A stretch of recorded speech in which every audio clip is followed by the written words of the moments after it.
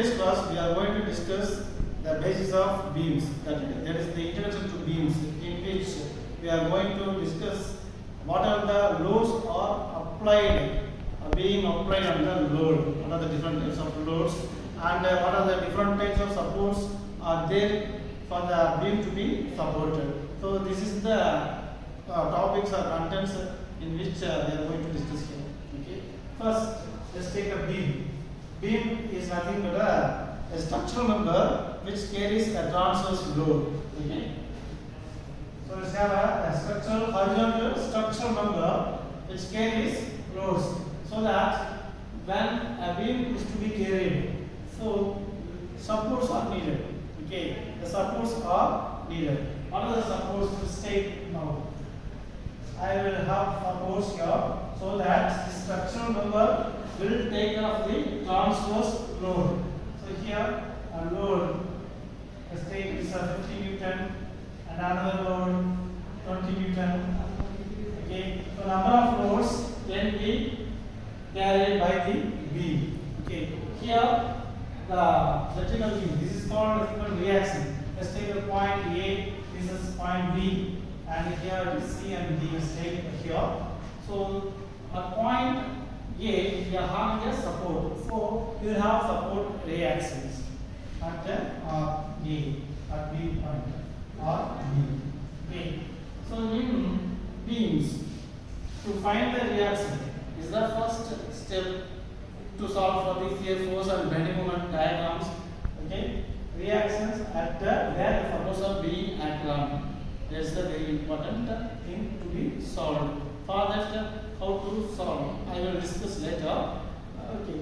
What are the different types of loads are acting on beam? Different types of loads. Types of loads acting on beam. Okay. What is called point load? This point load is always called as the concentrated load. Concentrated load. And next we are having another load called UDL, that is called uniformly distributed load. Uniformly distributed load.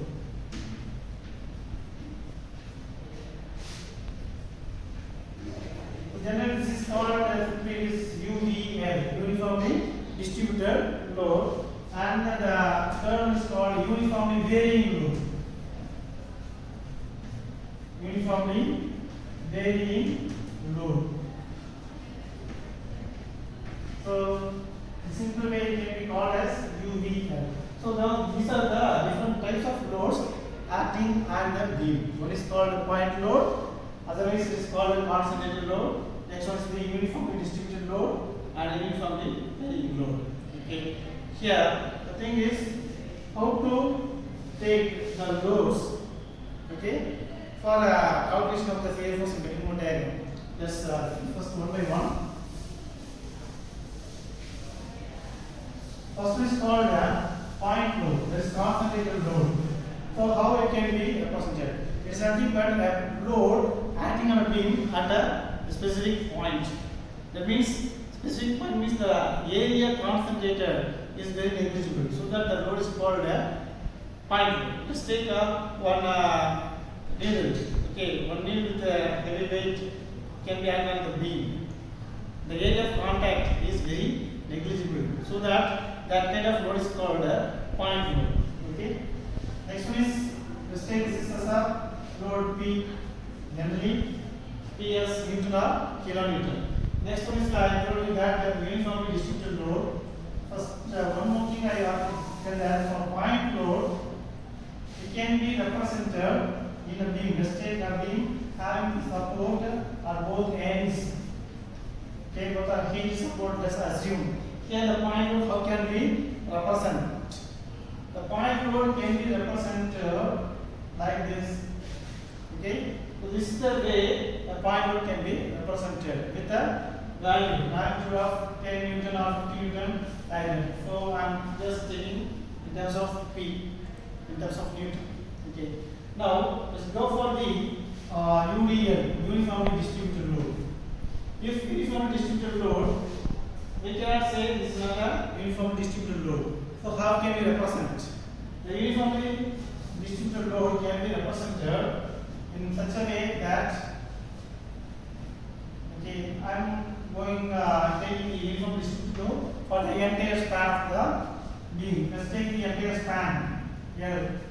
Okay, and this is the way we can represent the UDL.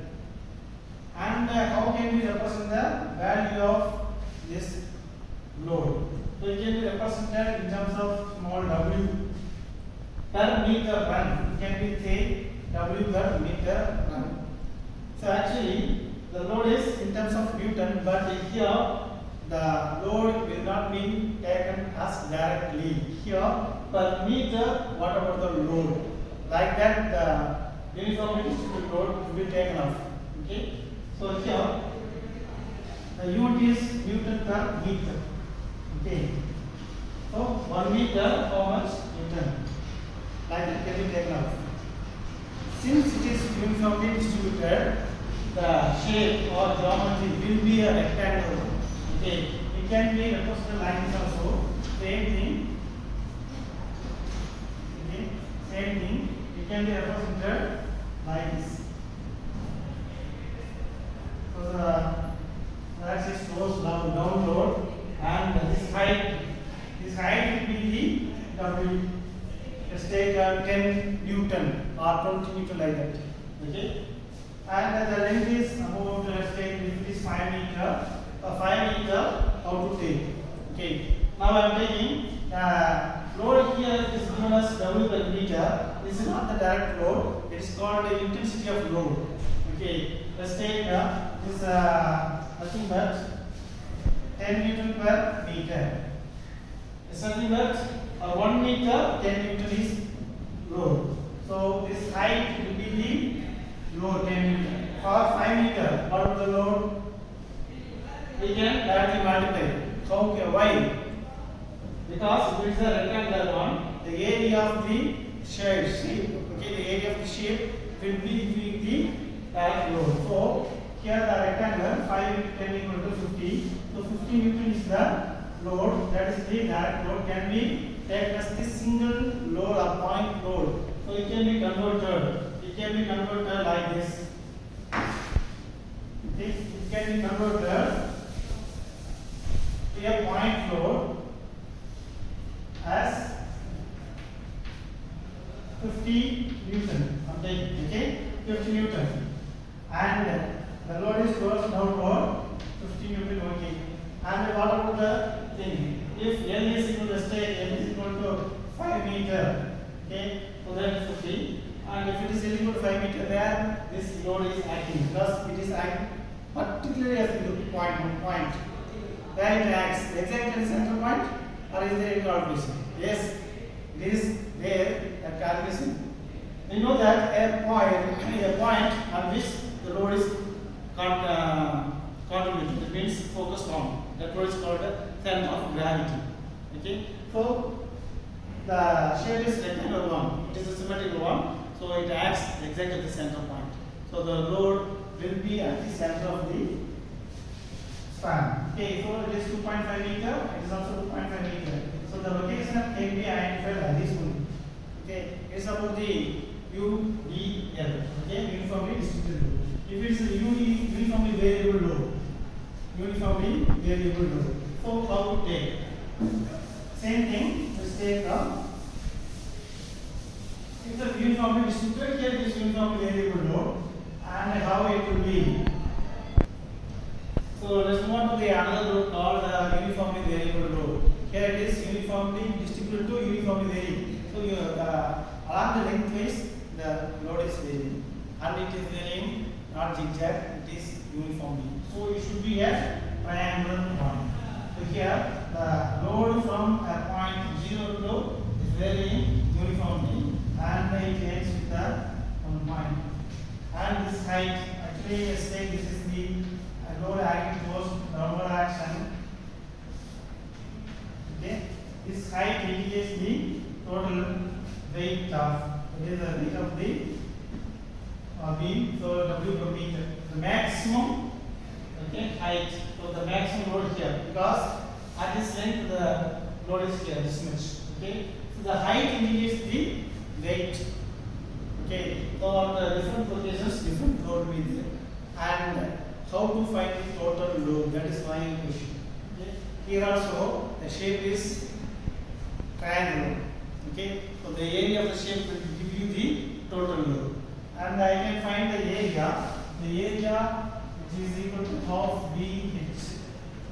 Okay, half BH. Let's take height here. It is 9 meter. Let's take the size 9 meter. Let's take the load. Okay, the load is 50 meter per meter. 50 meter per meter. The base is 9 meters. Take. So 9 meter span of beam and intensity of load, maximum intensity of load is equal to 50 meter per meter. So how to find the total load? So you use the area. So half into B. B is the 9 meter and the height is the 50 meter per meter. Okay. So total it is 450 divided by 225. So it is Newton. So here per meter into the distance, you will get cancel the meter code and then cancel to get the unit of Newton. Okay. So this is about the total load. We can find the P is equal to 225 Newton. And how can we represent this load? We can convert this one. Same thing. Okay. I am going to convert this uniform variable load to a point load which is acts at one point, okay, with a value of 225 Newton, where it acts exactly at the centroid or center of gravity. For a triangular one, where it acts, so where the height is maximum, from that point 1 by third of the value, or from here is 2 by third of the value. So the question is 1 by third of the value base. 1 by third of the base. Here 1 by third is nothing but 1 by third into base is 9, so 3 meter. Okay, this 3 meter. 3 meter from B, where the height is maximum, from B. Okay, so total is 9 meter. So this is 3 meter.